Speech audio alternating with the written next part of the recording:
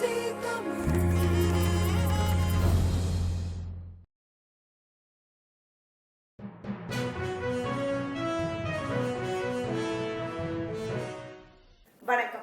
அகம்புறம் நிகழ்ச்சியில உங்களை சந்திக்கிறதுல ரொம்பவே மகிழ்ச்சி. ஒவ்வொரு வாரமும் இந்த நிகழ்ச்சியில ஒவ்வொரு அரசியல் பிரமுகரை சந்திச்சுக்கிட்டு இருக்கோம். அந்த வகையில இன்னைக்கு நம்ம ஒரு வித்தியாசமான அரசியல் பிரமுகரை பார்க்க இருக்கிறோம். ஆமாங்க, சமகால அரசியல் பேசக்கூடிய ஒரு இயக்குனரை தான் இன்னைக்கு நம்ம சந்திக்க போறோம். இயக்குனர் ராம் அவர்கள்.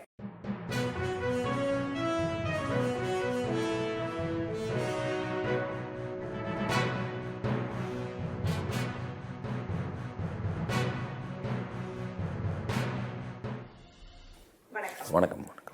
அரசியல்வாதி கட்சியில இருந்து ஒரு இயக்கத்தில இருந்து மிகப்பெரிய அளவுல அரசியல் சேவை செய்ய வேண்டிய அவசியம் இல்லை. நான் இருக்கிற துறையில இருந்து என்னால எந்த அளவுக்கு மக்கள் கிட்ட ஒரு விஷயத்தை புகுத்த முடியுமோ அதை பண்ணணும் அப்படிங்கறதுல நீங்க ரொம்ப உங்களுடைய முதல் படத்துல இருந்தே தீவிரம் காட்டிக்கிட்டு இருக்கீங்க, தொடர்ச்சியா பண்றீங்க. அதுக்கு எங்களுடைய வாழ்த்துக்கள். முதல்ல நன்றி. சாதாரணமா திரைப்படத்துறைக்குள்ள வர்றவங்க அந்த மேஜிக், அந்த வசீகரம் இதுக்காக தான் வருவாங்க. அதன் மூலமா கவரப்பட்டு தான் வருவாங்க. நீங்க இதுல ஏதாவது ஒரு விஷயம் சொல்லணும் அப்படின்னு நினைச்சது ஏன்? இல்ல, ஒரு ஆர்ட்டுங்கிறதே இட் ஹாஸ் அ பர்பஸ். நீங்க எந்த விஷயத்த பண்ணாலும் எதுக்காக பண்றீங்கிறதுக்கு ஒரு காரணம் இருக்கு. கண்டிப்பா நம்ம பார்க்குற வேலை சாப்பிட்றதுக்கு, ட்ரெஸ் போடுறதுக்கு, வீட்டு வாடகை கொடுக்கறதுக்கு, அப்புறம் ஸ்கூல் ஃபீஸ் கட்டுறது, டாக்டர் ஃபீஸ் கட்டுறது. ஸோ இது ஒரு அடிப்படை தேவை.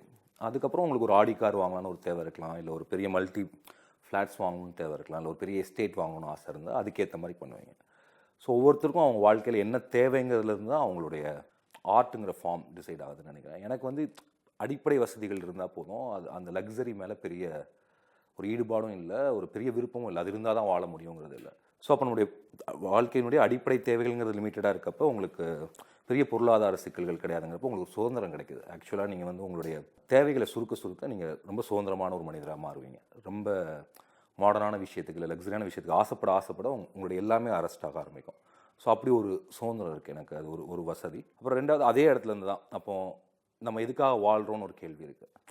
இந்த வெறுமனே சாப்பிட்றதுக்காக, ட்ரெஸ் போடுறதுக்காக ஒவ்வொருத்தரும் வாழல இல்லை. இப்போ ஒவ்வொருத்தருக்கும் ஒரு பர்பஸ் பிஹைண்ட் த லைஃப் இருக்குது. அப்போ ஒரு கலைஞனுக்கு நான் என்ன நினைக்கிறேன்னா, ஒரு ஆர்ட் தான் அவனுடைய பர்பஸ். அப்படின்னா அதை யாருக்காக அவன் பண்ணுறான் அப்படிங்கிறது தான். Otherwise whom you stand for, இல்லை நீங்கள் யார் அப்படிங்கிற கேள்விக்கு பதில் தேடுறது தான் கலை. அப்படிங்கிறப்ப நீங்கள் வாழக்கூடிய இந்த ஊரில் சமகாலத்தில் வாழ்ந்துட்டு இருக்கக்கூடிய மனிதர்கள்ட்டிருந்து நீங்கள் கற்றுக்கிறதும், இல்லை ஒரு பர்டிகுலர் ட்ரூத், அது உலக உண்மையாக எல்லாரும் ஒத்துக்கொள்ளக்கூடிய உண்மையாக இருக்கணும் அவசியம் இல்லை. எனக்கு தெரிஞ்ச ஒரு உண்மையை நான் புரிஞ்சுக்கிட்ட விதத்தில் அவங்களுக்கு திரும்ப சொல்கிறதும் தான் ஒரு கதைங்கிறதே உலகத்தில் எப்படின்னா, எனக்கு ஏதோ ஒரு ஊர்லேருந்து ஒருத்தர் வருவார், நாங்கள் என்ன பார்த்தேங்கிறத உங்கள்கிட்ட சொல்லுவாங்க. ஸோ அது ஒரு தகவல். கதையினுடைய அடிப்படைங்கிறது ஒரு தகவல். அப்போ ஒருத்தர் தான் பார்த்த உண்மையை இன்னொருவிடம் சொல்வது தான் கதை. அதான் உலகத்தில் எந்த கதை எழுதினாலும் அதான் அதனுடைய ஃபார்ம். அப்போ அந்த இடத்துல தான்ங்கிறதுல நான் யாருங்கிறது வந்துடுது, நான் எங்கேருந்து வந்தேங்கிறது வருது, நான் எதுக்காக இங்கே இருக்கேங்கிறது வருது. அப்போ அதுலேருந்து நான் ஒரு கதை சொல்கிறப்ப அதுக்குள்ளே இதெல்லாம் வந்துடுது அப்படின்னு நான் நினைக்கிறேன். இப்போ இந்த மாதிரியான ஒரு சிந்தனை வர்றதுக்கு ஏதாவது ஒரு அடிப்படை இருக்கும் இல்லையா? அதாவது நம்மளுடைய குடும்ப பின்னணி, அதுல இருந்து ஏதாவது நம்மளுடைய பெற்றோர்களுக்கே அந்த சிந்தனை இருக்கலாம். உங்களுடைய அந்த பூர்வீகம், உங்களுடைய பெற்றோர் உங்களுக்கு இந்த சிந்தனை வர்றதுக்கு எந்த அளவு காரணமா இருந்தாங்க? இல்ல அவங்க மிக எளிமையானவங்க, நீங்க பார்த்த சமூகத்தினால உங்களுக்கு இந்த மாற்றம் வந்துச்சா? இல்லை, நான் தெரிஞ்சு எங்கள் ஏஜ் குரூப்புக்கே அப்படி தான் நினைக்கிறேன். இப்போ 42 வயசு. இன்றைக்கி இருக்கக்கூடிய விழுமியங்கள், இன்றைக்கி இருக்கக்கூடிய வேல்யூஸ் கிடையாது. கிட்டத்தட்ட நாங்கள் ஸ்கூல் படிக்கிற காலத்தில் இன்றைக்கி தமிழ்நாட்டில் எல்லா ஜாதிக்கும் காலேஜ் இருக்குது. அண்ட் ஜாதி பேசுறதுங்கிறது ஃபேஷனாக இருக்குது. பட் நாங்களாம் ஸ்கூல் படிக்கிறப்ப பேச்சு போட்டிலே என்ன இருக்குன்னா, ஜாதி வேண்டாம், ஜாதியை சொல்கிற ஒருத்தன் ரொம்ப பிற்போக்குத்தனமான ஒருத்தன். நீங்கள் ஒருத்தர் யார்ட்டையாவது நீங்கள் உங்கள் ஜாதி என்னன்னு கேட்கக்கூடிய ஒருத்தன் இந்த சமூகத்தினுடைய விரோதி இப்படிங்கிற ஒரு ஐடியாலஜி இருந்த ஒரு பீரியட். 74 நான் பிறந்தேன். 74 எனக்கு தெரிஞ்சு 95 வரைக்கும் தமிழ்நாடு அப்படிப்பட்ட ஒரு அரசியல் சூழல், அதாவது ஒரு சமூக விழிப்புணர்வு, இல்லாட்டி என்ன சொல்லலாம்னா ரொம்ப ஒரு சமூகம் சார்ந்த பார்வையோட வாழ்க்கை இருந்துச்சு. தான்ங்கிறத யோசிக்கிறத விட அன்னைக்கு தமிழகம் இல்லாட்டி இந்தியா முழுக்கவே ஒரு நல்ல ஒரு பாசிட்டிவான ஒரு எனர்ஜி இருந்துச்சு. அதாவது ஒரு கேபிட்டலிசத்துலையும் சரி, கம்யூனிசத்துலையும் சரி, ரெண்டுலேயுமே ஒரு சில பாசிட்டிவான விஷயங்கள் இருந்துச்சு. என்னென்னா, கேபிட்டலிசத்துலையும் கூட பார்த்தீங்கன்னா எப்படியாவது சமூகத்தையும் சேர்ந்து முன்னேற்றுறதுங்கிற ஒரு தோற்றமாக இருக்கும். பட் 92க்கு அப்புறம் இந்த குளோபலைசேஷன் வந்ததுக்கப்புறம், இந்த காட்டில் கையெழுத்து போட்டதுக்கப்புறம் அப்படியே எல்லாமே ரிவர்ஸ் ஆக ஆரம்பிக்குது. கிட்டத்தட்ட அதுக்கப்புறம் ஒரு 15 வருஷம் ஆயிடுச்சு. இன்றைக்கி எல்லாமே அப்படியே மாறிடுச்சு. ஸோ எங்கள் ஏஜ் குரூப்காரங்க எல்லாத்துக்கிட்டையுமே இந்த விஷயங்கள் இருக்கும் அப்படின்னு நான் நினைக்கிறேன். ஒரு அடிப்படை அரசியல் அறிவு இருக்கும்.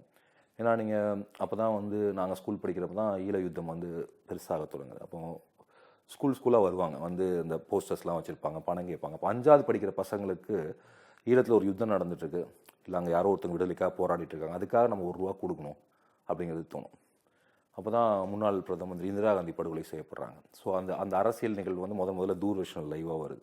ஸோ அன்னைக்கு இருந்த லைஃப் வந்து it's so much very much connected to the பாலிடிக்ஸோட. நான் சொல்கிறது தேர்தல் அரசியலோடு இல்லை, இந்த மாதிரி நிறைய விஷயங்கள். அப்போ வந்து பெரியாருக்கு இப்போ இருக்கிறத விட அதிக செல்வாக்கு இருந்துச்சுன்னு நான் சொல்லுவேன். ஏன்னா அண்ட் அவருடைய கருத்துக்கள் இன்னும் பயங்கர ஸ்ட்ராங்காக இருந்துச்சு. எல்லா ஸ்கூல்லையும் ஒரு தமிழ்வாதியார் வந்து பெரியாரை பற்றி பேசுவார். பெரும்பாலும் தமிழ்வாதியார்களும் ஆங்கிலவாதியார்களும் தான் வந்து எனக்கு தெரிஞ்ச ஸ்கூலில் வந்து அரசியல் சொல்லிக் கொடுத்தாங்க. அப்புறம் நான் படித்த ஸ்கூல் அது வந்து ஒரு கவர்மெண்ட் ஸ்கூல்னு சொல்ல முடியாது, எய்டட் ஸ்கூல், அதில் ஒரு தமிழ் மீடியம். எனக்கு தெரிஞ்சு எங்கள் அப்பா மொத்தமாக நான் எம்ஏ தமிழ் படிச்சிருக்கேன். நான் 1ஆவதுலேருந்து 12வது படித்து எம்ஏ வரைக்கும் எங்கள் அப்பா 5000 ரூபா செலவழிச்சிருப்பாருன்னு நினைக்கிறேன். ஏன்னா எல்லாமே நம்ம அரசாங்க பணத்தில் படித்து. அப்போ அப்பா பணத்தில் படிக்காத பசங்களுக்கு ஒரு வசதி இருக்குது. என்னென்னா நீங்கள் வந்து வீட்டுக்கு பதில் சொல்ல வேண்டாம், கடன் வாங்கி படிக்கல, கடன் அடைக்கிறதுக்காக வேலைக்கு போக வேண்டாம். அப்போ அரசாங்க வரி பணத்தில் படிக்கிறவங்களுக்கு எப்படி இருந்தாலும் அரசாங்கத்துக்கோ இந்த அரசுக்கோ இந்த மக்களுக்கோ திரும்பி செய்ய வேண்டிய ஒரு கட்டாயங்கிற ஒன்று இருக்கும். அப்புறம் படித்த ஸ்கூலுங்கிறது வந்து ஒரு எய்டட் ஸ்கூலாக இருந்தால் கூட ரொம்ப lower middle class school. So அதில் வந்து ஒரு முறுக்கு சுடுற வீட்டிலேருந்து ஒரு பையன் வருவாங்க, ஒரு கான்ஸ்டபிள் வீட்டிலேருந்து வருவாங்க. அன்றைக்கி இவ்வளோ ப்ரைவேட் ஸ்கூல் கிடையாதுங்கிறனால அங்கே ஒரு ஐஜியோட பையனும் அதே ஸ்கூலில் படிக்க வருவான். அவன் வந்து பக்கத்தில் இங்கிலீஷ் மீடியத்தில் இருப்பான், நம்ம தமிழ் மீடியத்தில் இருப்போம். அப்போ நிறைய கிளாஸஸ் ஒரே இடத்துல இருப்பாங்க. அப்புறம் நான் கோயம்புத்தூரில் இருந்தேன். எங்கள் அப்பா வந்து கவர்மெண்ட் சர்வன். அவருக்கு ஸ்போர்ட்ஸ் ரொம்ப பிடிக்கும்னால என்னை டென்னிஸில் சேர்த்துருந்தார். கோயம்புத்தூர் வந்து ஒரு சவுத் இந்தியாவுடைய என்ன சொல்லுவாங்க, மான்செஸ்டர் அப்படின்னு சொல்லலாம். ஸோ அந்த கோயம்புத்தூர் கிளப்புங்கிறது வந்து ஒரு பெரிய கிளப். அங்கே தான் நான் டென்னிஸ் விளையாட போனேன். ஸோ அங்கே நான் போனால் அந்த மில் ஓனர் பசங்க இவங்களாம் வருவாங்க, அவங்களாம் இங்கிலீஷில் பேசிகிட்டு இருப்பாங்க. ஸோ எனக்கு என்னுடைய அந்த உலகம் தெரியக்கூடிய அந்த பீரியடில் நான் நிறைய கிளாஸோட ட்ராவல் பண்ண ஆரம்பித்தேன். அதாவது எக்ஸ்ட்ரீம்லி க்ரீமி லேயர். அதாவது எப்படி சொல்லலாம்னா, கோயம்புத்தூரில் ரேஸ் கோர்ஸில் 6 வீடு வச்சுருப்பாங்கன்னா அவங்க எவ்வளோ பெரிய really rich. It's not about ஒரு 1 லட்சம் 2 லட்சம் சம்பளம் வாங்க ரிச் கிடையாது. அப்படி அந்த ஃபியூடல் சொசைட்டினுடைய ரிச்னஸ் இருக்கும்ல, ஒரு பண்ணையாளர்கள், ஆண்டான் அந்த மாதிரி பணக்காரர்கள், மன்றாடியார்கள் அவங்க. அதே சமயத்தில் ஒரு ஆட்டோ வீட். இப்போ இவங்க எல்லாத்தோடையும் பழகிறதுக்கான ஒரு வாய்ப்பு கிடைக்குது.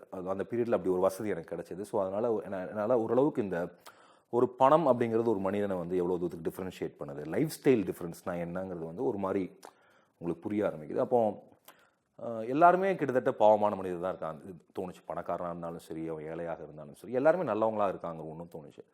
அட் த சேம் டைம் இவங்களுக்குள்ளே இவ்வளோ டிஃப்ரென்ஸ் வருவதற்கான காரணங்கள் என்னங்கிறது வந்து ஒரு இயல்பாக ஒரு பையனுக்கு தோணக்கூடிய ஒன்று தோணலை. இது ஒன்று. அதுக்கப்புறம் நான் வந்து 10th வரைக்கும் ஒழுங்காக படித்தேன். அது வரைக்கும் வீட்டுக்கு அப்பா அம்மாவுக்கு பிடிச்ச ஒரு பையன் அந்த மாதிரி.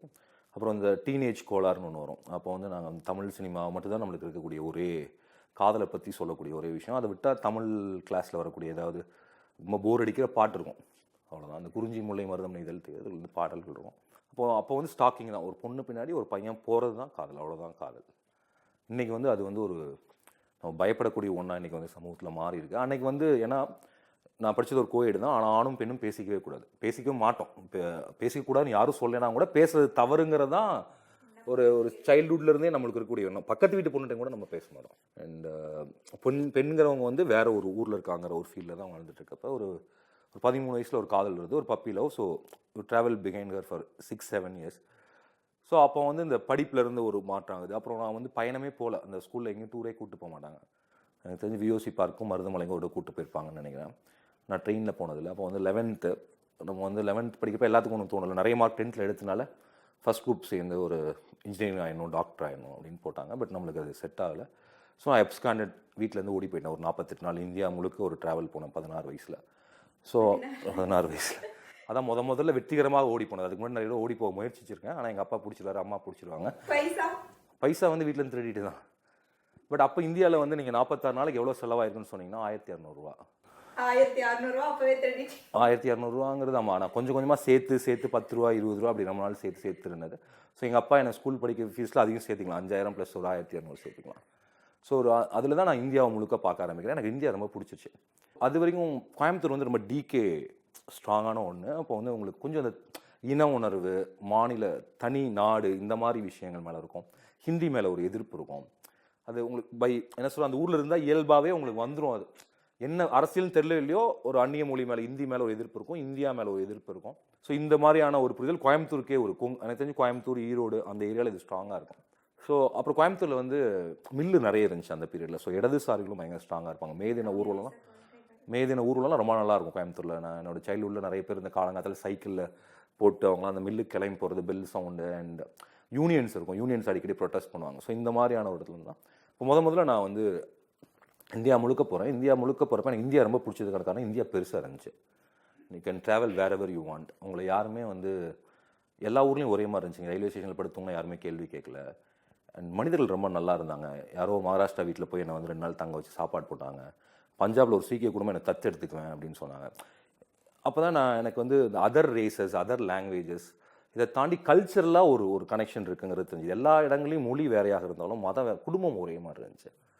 ஒரு விருந்தாளி கொடுக்கக்கூடிய மரியாதைங்கிறது இந்தியா முழுக்கவே ஒரு மாதிரி இருக்க மாதிரி இருந்துச்சு. ஸோ எனக்கு ட்ராவல் பிடிக்க ஆரம்பிச்சிது. ஸோ அந்த பீரியடில் தான் மசூதி இடிக்கிறாங்க, பாபர் மசூதி இடிக்கிறாங்க. நான் போன ட்ரெயின் அது 92 இடிக்கிறாங்கன்னு நினைக்கிறேன். 91 நான் ஓடி போகிறேன். அப்போவே அந்த கர சேவாவுக்கு வந்து ஆட்கள் வர்றாங்க. அண்ட் அப்போல்லாம் வந்து கோவிலெல்லாம் ஸ்ரீராம ஜெயம்னு சொல்லி எழுத சொல்லுவாங்க, சைன் வாங்குவாங்க. நம்மளுக்கு அது என்னென்னே புரியாது. ஆனால் கோயம்புத்தூர் இருக்கவங்களுக்கு அது பிடிக்காது. இவ்வளோதான் நம்மளுக்கு அது அர்த்தம் இருக்கும். ஸோ அந்த ட்ராவல் முழுக்க பார்க்குறப்ப இந்தியாவுடைய இன்னொரு கலர் நம்மளுக்கு தெரிய வருது. பட் இவ்வளோ ரிலிஜன் தாண்டி, கேஸ்ட் தாண்டி இந்தியாவுக்குள்ளே வேறு ஒன்று இருக்குங்கிறதும், அப்புறம் காசே இல்லாமல் இந்த ஊரில் வந்து ட்ராவல் பண்ணலாங்கிறதும், அப்புறம் ஏதோ ஒரு கோவிலில், ஏதோ ஒரு மசூதியில், ஏதோ ஒரு தர்காவில் உங்களுக்கான சாப்பாடை யாரோ ஒருத்தர் கொடுத்துருவாங்க அப்படிங்கிறதும், அப்புறம் ஒரு ட்ராவலனுக்கு, ஒரு கலைஞனுக்கு, ஒரு பயணியை இந்த ஊரில் வந்து பயங்கரமாக ஸ்பிரிச்சுவலாக மதிக்கிறாங்கிறது புரிய ஆரம்பிச்சு.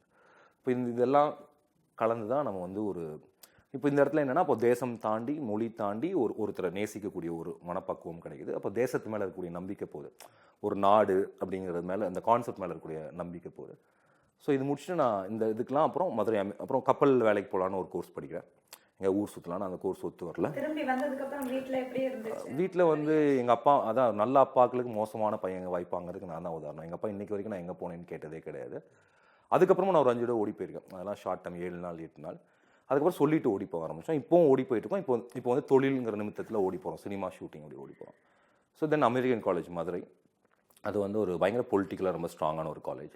இந்த where they teach you philosophy and sociology, psychology, anthropology. Tamil தான் படிக்க போனாங்க. ஆனால் போன இடத்துல தான் நான் வந்து வெவ்வேறு சப்ஜெக்ட்ஸ் வந்து அந்த காலேஜில் கற்றுக்க ஆரம்பித்தேன். ஒரு extraordinary library and highly active, அதாவது சமூக விஷயங்களோட ரொம்ப ஆக்டிவாக இருக்கக்கூடிய ஒரு கேம்பஸ் அது. ஸோ அது வரைக்கும் இருந்த நிறைய கேள்விகளுக்கான பதில்கள் வந்து தரக்கூடிய நிறைய ஆசான்கள் அங்கே இருந்தாங்க. அண்ட் அப்போ நீங்கள் எந்த இயக்கத்துலையும் இல்லாமையும் ஒரு அரசியல் அறிவு பெற முடியும்னா ஒரு நல்ல காலேஜில், நல்ல கேம்பஸில் ஆர்ட்ஸ் அண்ட் ஹியூமனிட்டிஸ் படிச்சிங்கன்னா பெற முடியும். அப்புறம் தமிழ் படிக்கிறோம், அப்புறம் தமிழக வரலாறு பண்பாடு படிக்கிறோம், அப்போ கார்த்திகேசவ தம்பியோட புத்தகங்கள் படிக்கிறோம், வேலுப்பிள்ளை, நம்மளுடைய வரலாறு எப்படி புரிஞ்சுக்கிறதுங்கிறது ஒன்று வருது. அப்புறம் தொல்பொருளியல், ஆர்கியாலஜி, அண்டர்ஸ்டாண்டிங், ஆந்த்ரோபாலஜி. அப்புறம் கண்டிப்பாக உளவியல் வந்துடும். நீங்கள் லிட்ரேச்சர் படிச்சிங்கன்னா, சைக்காலஜி படித்தாலும், சோஷியாலஜி படித்தாலும். அப்புறம் அங்கே ஒரு ரொம்ப இன்ட்ரெஸ்டிங்கான ஒரு டிபார்ட்மெண்ட் உண்டு, ரிலிஜன், ஃபிலாசபி, சோஷியாலஜி, ஆர்பிஎஸ்ன்னு சொல்லி அமெரிக்கன் காலேஜில். அந்த காலேஜில் என்ன வசதினா, நீங்கள் தமிழ் படிச்சுட்டு எந்த டிபார்ட்மெண்ட் வேணாலும் போய் உட்காந்துக்கலாம், அட்டெண்டன்ஸ் கொடுத்துருவாங்க. எக்ஸாம் எழுதுறப்போ உங்கள் பேப்பர் எழுதுனா போதும். நீங்கள் அந்த கேம்பஸில் நீங்கள் இங்கிலீஷ் டிபார்ட்மெண்ட்டில் போய் உட்காந்து 1 hour அட்டன் பண்ணலாம். You can go to any department, you can do any course, யோட் ரைட். ஆனால் படிப்பு வந்து தமிழ் தான், அது உங்களோட இன்ட்ரெஸ்ட். அப்படிங்கிறப்ப யூ கேன் என்ன சொல்கிறதுனா, இன்டர் டிபார்ட்மெண்ட்டெலாம் நீங்கள் வந்து ஷேர் பண்ணிக்கலாம் நாலேஜ். அப்படி ஒரு கேம்பஸ் இது. ஸோ அங்கே வந்து ஒரு மாதிரி ஒரு இப்போ அப்படி இருக்குமான்னு எனக்கு தெரில. அந்த கேம்பஸ் இப்போ ஆமாம் அப்படி இருக்கும். இப்போவும் எனக்கு தெரிஞ்சு அங்கே எய்டட் கேம்பஸ் இப்படி தான் இருக்கும்னு நான் நினைக்கிறேன். ஏன்னா இன்னும் அந்த ஒரு கேம்பஸுங்கிறது ஃபேக்கல்ட்டி சம்மந்தப்பட்டதில்ல, நல்ல மரங்கள் உள்ளது. ஆனால் அங்கே எக்ஸ்ட்ராடனரி ஃபேக்கல்ட்டிஸ் இருந்தாங்க. இப்போ வந்து பாட்னியில் வந்து ஒரு ப்ரொஃபஸர் இருந்தார். அவர் தான் பயோடைவர்சிட்டியை பற்றி வந்து முதல்ல சொல்கிறாரு. என்னுடைய ஹெச்ஓடி வந்து சுதானந்தான்னு சொல்லி, அவர் வந்து பிஹெச்டி வந்து கல்ச்சரல் ஆந்த்ரோபாலஜியில், தமிழ் ஹெச்ஓடி, பட் அமெரிக்காவில் வந்து கல்ச்சரல் ஆந்த்ரோபாலஜியில் ஃபோக்லோரில் பிஹெச்டி பண்ணவர். அவர் தான் எனக்கு போஸ்ட் மாடர்னிசம் டீச் பண்ணார். அப்புறம் ஜான் சகாயம் இங்கிலீஷ் லிட்ரேச்சரில் ஒருத்தர், அவர் தான் எனக்கு வந்து அனிமல் ஃபார்ம் இந்த நாவலை ரெக்கமெண்ட் பண்ணார். அண்ட் அங்கே போனதுக்கப்புறம் தான் நான் இங்கிலீஷில் நாவல்கள் படிக்க ஆரம்பித்தோம். தமிழ் மீடிய பையனால் இங்கிலீஷில் நாவல் படிக்க முடியுங்கிறதும், இங்கிலீஷில் பேச முடியுங்கிறதும் அந்த கேம்பஸ் கொடுத்த ஒரு கான்ஃபிடன்ஸ். நாங்கள் தான் உலக சினிமா பார்க்க ஆரம்பிக்கிறோம். சினிமா அப்படின்னு தோணுனது எப்போ? சினிமா தான் நமக்கு கரியர் அப்படின்னு முடிவு பண்ணது எப்போ? இல்லை, நான் வந்து ஃபஸ்ட்டு ஒரு ரிசர்ச் ஸ்காலராக போகணுன்னு தான் நினச்சேன். ஒரு பிஹெச்டி ஜாயின் பண்ணேன் மெட்ராஸ் யூனிவர்சிட்டியில். பட் அது நான் என்னுடைய ஹைப்போதீசிஸ்க்கான பணம் என்கிட்ட இல்லாதனால அதை பண்ணல. என்னுடைய ஹைப்போதீசிஸ் என்னென்னா, ஒரு சங்ககால ஒரு இனக்குழுவினுடைய ஒரு ஊரை வடிவமைக்கிறது, ப்ராப்பர்ட்டிஸை கண்டுபிடிச்சி. இப்போ நீங்கள் வந்து சங்க இலக்கியம் படிச்சிங்கன்னா உங்களுக்கு தெரியும், தொல்காப்பியத்து ஓமவியல்னு ஒன்று இருக்கும். அதில் வந்து கருப்பொருள்களை பற்றி ஒரு ரூல் இருக்கும். கருப்பொருள்னா ஆப்ஜெக்ட்ஸ். இப்போ இந்த கப் வந்து ஒரு கருப்பொருள், நிலா ஒரு கருப்பொருள், அவங்களுடைய பொட்டு ஒரு கருப்பொருள், இதெல்லாம் ஆப்ஜெக்ட்ஸ். இப்போ உதாரணத்துக்கு நம்ம நிலா போன்ற முகம் அப்படின்னு சொன்னாலும், நிலா வந்து ஒரு கருப்பொருள், முகம்ங்கிறதுக்கு மேலே அந்த கருப்பொருளை வந்து சொல்கிறீங்க. உரிப்பொருளுங்கிறது சப்ஜெக்ட், முதல் பொருள்ங்கிறது நிலமும் பொழுதும். இது வந்து நம்ம சங்க இலக்கியம் படிச்சிங்கன்னா உங்களுக்கு ஆக்சுவலி இதான் நம்மளுடைய ஃபிலாசபி நினைக்கிறேன். ரொம்ப புவியியல் சார்ந்த வாழ்க்கையும் உடலையும் உணரக்கூடிய ஒரு தத்துவம் தான் தமிழ் தத்துவம் அப்படின்னு நான் நினைக்கிறேன். அதில் வந்து கருப்பொருளுக்கு ஒரு ரூல் இருக்குது. இப்போ தலைவன் ஒரு பாட்டை பாடுறான்னா அவனுக்கு தெரிஞ்ச ப்ராப்பர்ட்டிஸ் தான் யூஸ் பண்ண முடியும். தலைவி ஒரு பாட்டை பாடுறான்னா, உதாரணத்துக்கு பரத்தை வீட்டுக்கு போட்டு வந்த தலைவனை வாசல் நிறுத்தி சொல்லக்கூடிய தலைவி என்ன ப்ராப்பர்ட்டி யூஸ் பண்ணுவான்னா, கையும் காலும் தூக்க தூக்க ஆடிய பாவை போல, கீ கொடுத்து ஆடுற பொம்மை மாதிரி நீ ஆடுற அப்படின்னா அவளுக்கு தெரிஞ்ச ஒரு ப்ராப்பர்ட்டி தான் யூஸ் பண்ண முடியும்னு ஒரு லிஸ்ட் இருக்குது. இப்போ இதை வச்சு ஒவ்வொரு கேரக்டரையும் டிஃபைன் பண்ணால் தலைவி வீட்டை விட்டு எவ்வளோ தூரம் போகிறான்னு கண்டுபிடிச்சிடலாம். தோழி எவ்வளோ தூரம் ஒரு ஊருக்குள்ளே போவான்னு கண்டுபிடிக்கலாம். இப்போ செவிலித்தாய் ஒரு ஊருக்குள்ளே எவ்வளோ தூரம் போகலான்னு கண்டுபிடிக்கலாம். தலைவன் எவ்வளோ தூரம் ட்ராவல் பண்ணுவாங்க அதை கண்டுபிடிக்கலாம். அப்போ ஜாதி இருந்துச்சா நிஜமாகவே அவர்கள் சொல்கிற மாதிரி பெண்கள்லாம் மதிக்கப்பட்டாங்களா சங்க இலக்கியத்தில் இல்லைங்கிறத கண்டுபிடிக்கலாம்.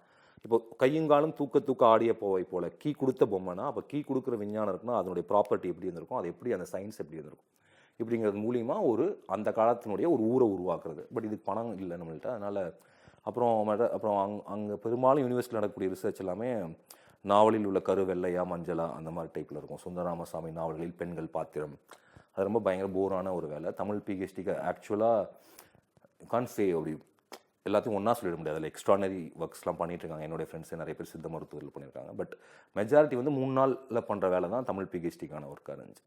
ஸோ ரொம்ப போர் அடிச்சுது அது ஒன்று. அப்புறம் ரைட்டர் ஆகலாம்னு நினச்சேன். தமிழ்நாட்டில் சுத்தமாக மதிப்பில்லாத ஒரு வேலை வந்து ரைட்டர் ஆகுறது. ஏன்னா நம்மளுக்கு கதை ரொம்ப பிடிக்கும், ஆனால் தமிழ்நாடு ஜனங்களுக்கு கதை பிடிக்காது. அண்ட் அப்புறம் சீரியஸ் லிட்ரேச்சரும் பயங்கர ஹெல் லாட் ஆஃப் பாலிடிக்ஸ். அங்கேயும் வாழ்க்கை சுவாரஸ்யம் மேலே. இப்போ ஊர் சுற்றணும், நிறைய ட்ராவல் பண்ணணும், வாழ்க்கையில் டெய்லி சேலஞ்ச் வேணும், ஒரு சூதாட்டம் மாதிரி லைஃப் இருக்கணும். அண்ட் அந்த ஓடி போகக்கூடிய மனம் இருக்குல்ல, ஒரு வேட்டையாடக்கூடிய மனம் தான். அதுக்கு ஒத்து வரக்கூடிய ஒரு தொழில் சினிமாங்கிறனால சினிமா.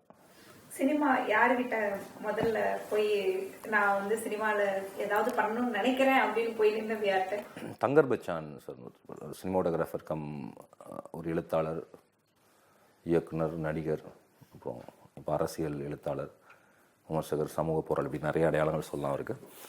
அவர் வந்து நான் எம்ஏ படிச்சுட்டு இருக்கப்போ அவர் என்னுடைய ஒரு தீசிஸை படிச்சுட்டு என்னை மீட் பண்ணணுன்னு சொன்னார். அப்போ அவர் சொன்னார் நீ சினிமா கரெக்டாக இருக்கும். நானும் அதான் சார் ட்ரை பண்ணிருக்கேன்னா.